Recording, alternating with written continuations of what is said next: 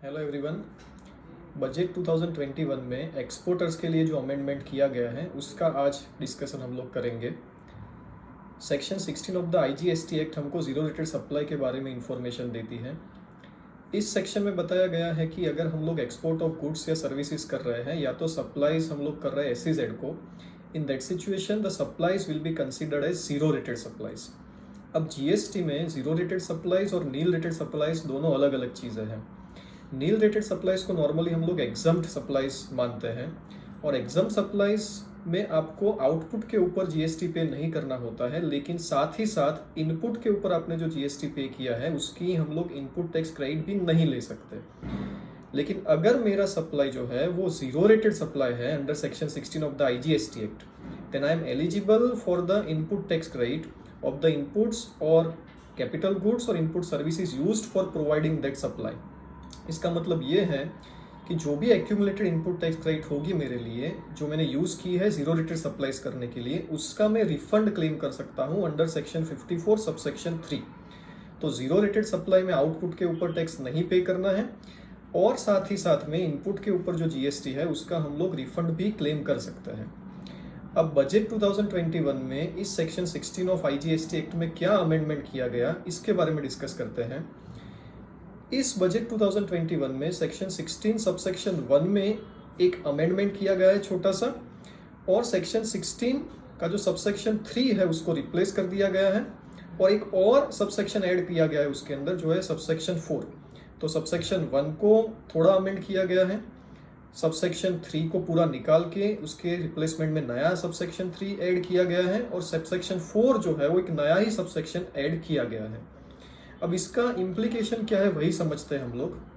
तो major 3 amendment है। Number 1, SEZ को जो हम लोग सप्लाई करते हैं उसमें सप्लाई जीरो रेटेड सप्लाई के लिए तभी क्लासीफाई कर सकते हैं जब वो authorised operations of the SEZ के लिए यूज किया जाए। मतलब कि आप कुछ भी चीज या कोई भी गुड्स या सर्विसेज एसईजेड को जब सप्लाई करते हैं then automatically it will not qualify as zero rated supply if they are used for the qualified operations or specified operations in the SEZ, only then they will be considered as zero rated supplies।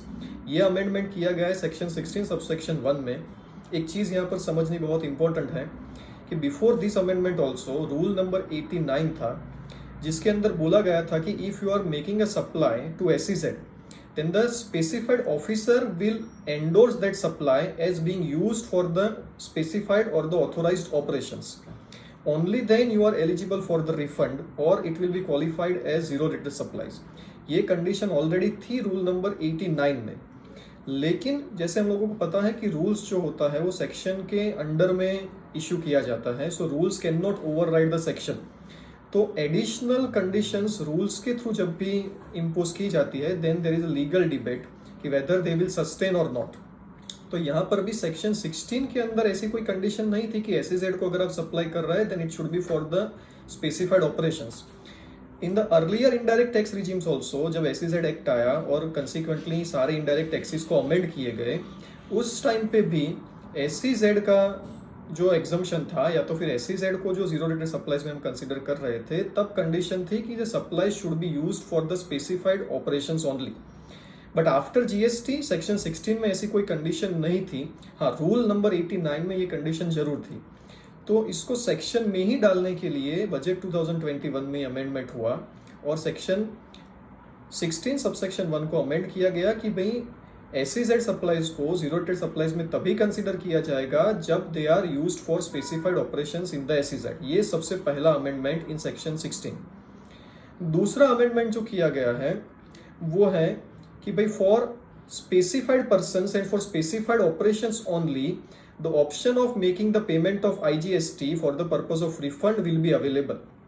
इसको थोड़ा detail में समझते हैं हम लोग। जब भी हम लोग गुड्स को सप्लाई करते हैं for export, in that situation हमारे पास 2 ऑप्शन रहते थे अभी तक। नंबर 1, मैं आईजीएसटी पे करूं और उसके बाद में उसका रिफंड क्लेम करूं, या तो फिर दूसरा ऑप्शन था कि मेरे पास एलयूटी है, लेटर ऑफ अंडरटेकिंग, और मैं बिना आईजीएसटी पे किए उसको एक्सपोर्ट करूं।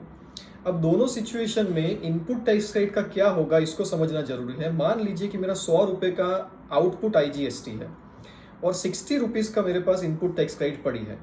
अब मैं फर्स्ट ऑप्शन में जा रहा हूं जिसमें मैं पेमेंट करूंगा आईजीएसटी का और फिर रिफंड क्लेम करूंगा।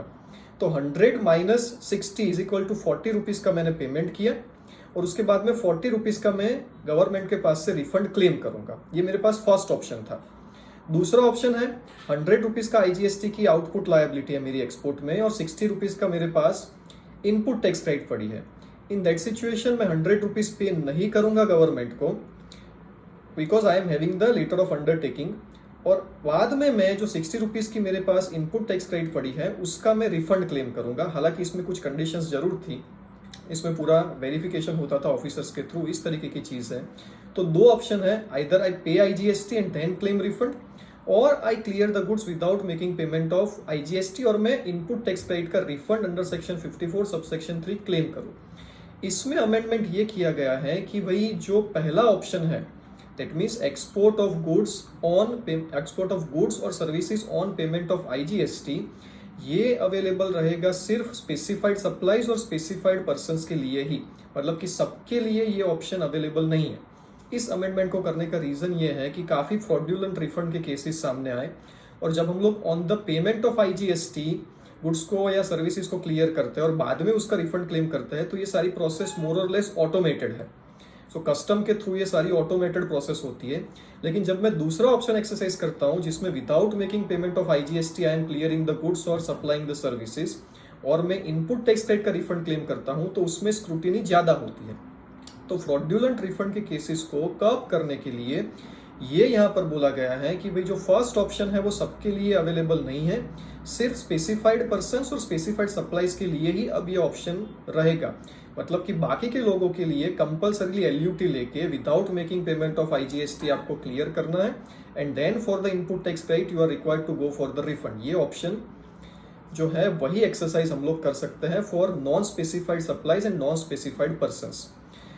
एक चीज आप लोगों ने देखी होगी कि बजट 2021 में जितने भी जीएसटी में अमेंडमेंट्स है उसमें से ज्यादातर अमेंडमेंट है उनका पर्पस फ्रॉड्यूलेंट रिफंड्स को, फ्रॉड्यूलेंट इनपुट टैक्स क्रेडिट को कर्ब करने का है। तो ये चीज भी यहाँ पर इसी डायरेक्शन में जा रही है। तीसरा और इम्पोर्टेंट अमेंडमेंट है कि whenever I am exporting goods in that situation with in the time limit specified under the foreign exchange management act 1999, अगर उसका जो प्रोसीड है वो कन्वर्टेबल फॉरेन एक्सचेंज में मेरे पास नहीं आता है तो मैंने जो रिफंड क्लेम किया था उसको इंटरेस्ट के साथ मुझे गवर्नमेंट को वापस पे कर देना पड़ेगा। तो ये जो कंडीशन है कि कन्वर्टेबल फॉरेन एक्सचेंज में एक्सपोर्ट की प्रोसीड्स मुझे मिलनी चाहिए, इस कंडीशन को भी सेक्शन 16 के अंदर ही इंसर्ट कर दिया गया है।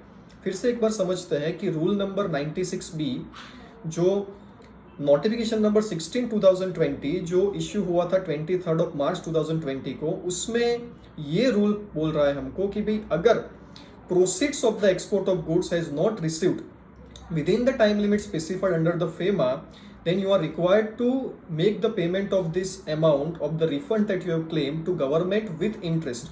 ये कंडीशन ऑलरेडी थी लेकिन ये कंडीशन थी रूल में, रूल नंबर 96B में। तो फिर से शायद यही बात आ जाती कि भाई रूल जो है वो एक्सीड कर रहा है powers given under the act.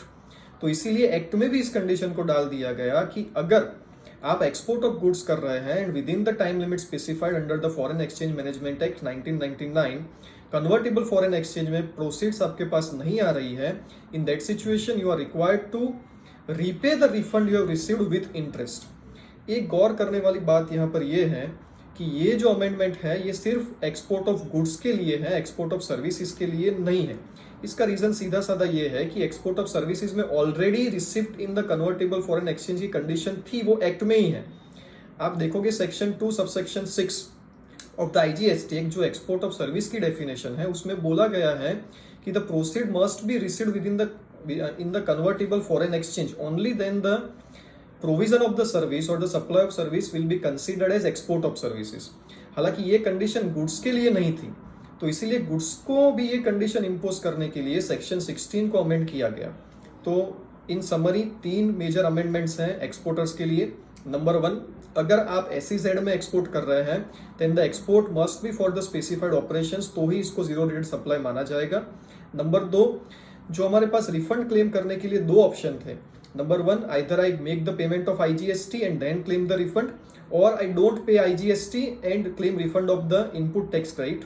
इसमें से पहला जो ऑप्शन है that means on the base of making the payment of IGST, वो सिर्फ स्पेसिफाइड सप्लायर्स के लिए और स्पेसिफाइड सप्लाईज के लिए ही एप्लीकेबल होगा, सबके लिए अब एप्लीकेबल नहीं होगा। एंड नंबर 3, अगर आप एक्सपोर्ट ऑफ गुड्स कर रहे हैं तो with in the time limit specified under the FEMA 1990 convertible foreign exchange में उसकी प्रोसीड्स हमको मिलनी चाहिए। अगर ये नहीं मिल रही है तो जो भी हमने रिफंड क्लेम किया है उसको with interest we are required to pay back to government. So these are the amendments applicable for the exporters in the budget 2021.